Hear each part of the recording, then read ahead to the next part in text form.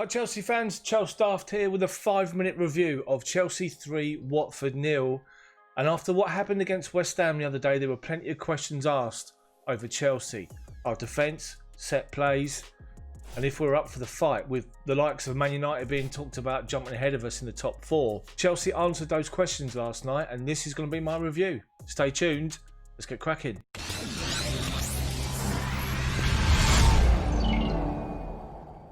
So to the game yesterday, it was pleasing to see that Frank Lampard made 4 changes, with most importantly, he made 2 changes in the back 4. Kepa remained in goal. The back 4 was Cesar Azpi, moved from right back to left back, and for me now, is the left back going forward between now and the end of the season. He played left back, obviously with the captain's armband. Andreas Christensen kept his place in the team. Next to him, Kurt Zouma came in and replaced Tony Rudiger as the first major change. And Reece James came in and played right back, replacing Azpi there. Azpi replaced Alonso. So the back 4 was Azpilicueta, Christensen, Zouma, Reece James. In the middle of midfield, N'Golo Conte started next to Ross Barkley and Mason Mount. Once again, Jorginho was left on the bench and did not get involved, even when it looked like he probably would be when N'Golo Conte picked up a slight hamstring pull with around 20 minutes to go. Billy Gilmour came in and replaced him. Up top, Christian Pulisic, Olivier Giroud in for Tammy Abraham, and Willian continued on the right hand side. As I said, Chelsea were asked plenty of questions after the West Ham game, and they answered them in emphatic style yesterday with a dominant performance. Chelsea looked like a team who wanted to react to the disappointing performance, passing the ball quickly, sharply, looking to make incisions in Watford's deep, low block of 2 banks of 4, just as West Ham had done previously. The difference this time was that Chelsea were wise to a counter-attack, and they sat and they made sure they were covered if they pushed and pressed forward. And defensively, Kurt Zouma was outstanding, winning headers, jostling, using his strength. Watford, apart from a couple of fleeting moments in the second half, didn't cause Chelsea any real problems. Kepa, when asked upon, made a good save in the second half. Christensen was assured at the back. Reece James looked solid. Azpi looked better on the left-hand side. As I say, Kurt Zouma was the outstanding player in that back 4. So through midfield, and Ross Barkley was busy.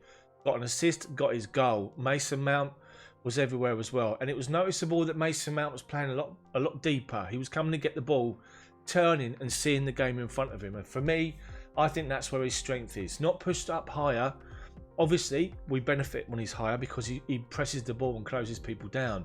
But when he plays deeper and he's got the whole pitch in front of him and he can see a probing pass, as he did to Ross Barkley for the opening goal from Olivier Giroud, that's where you get the best out of Mason Mount. N'Golo Conte, before he went off, was again everywhere, mopping up in front of the back 4 from side to side, busy. And that's what you just expect because that's what he gives you. Willian was busy. He come off, obviously with Crystal Palace in mind on Tuesday. He come off with about 20 minutes to go. But Willian had done his work. He was good on that right-hand side, holding the ball up, bringing people into play or switching it from right to left. He scored the penalty, which was good again. But Willian was a solid 8 performance. Christian Pulisic, once again, was outstanding. He talked after the game of having his confidence back, and you can see that. He's not scared to run at defenders. He takes people on. Won the penalty for us for our second goal when Willian converted. Should have had another penalty in the second half, but was denied by VAR and the referee. But Pulisic is by far a different player to what we saw beginning of the season. Up top, Olivier Giroud. He may not be the quickest, but up here, he makes up for it. His link-up play with the players is great. He's always showing himself, and of course, having that physical presence up top to fight up, to battle with defenders and keep them occupied is exactly what we need currently. Chelsea did much better defensively, and that's the big thing. It was a clean sheet at the end of the day, but crosses in the box, we had Zouma there commanding. We had Giroud in there commanding.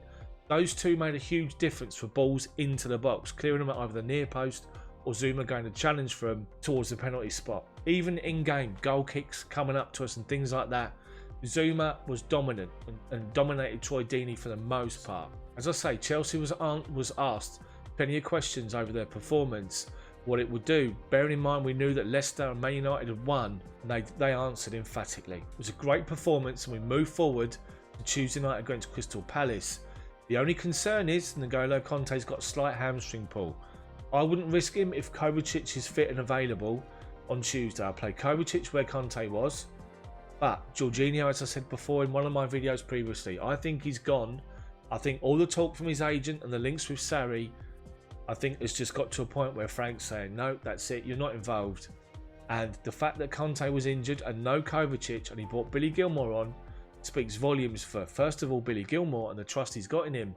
But secondly, the fact that Jorginho's just not involved. So let's move on to Tuesday, Crystal Palace, and hopefully we'll get another good performance and another good result. But yesterday was exactly what we needed. Questions answered. That's it from me. If you've enjoyed the video, smash the like button for me, then subscribe to the channel.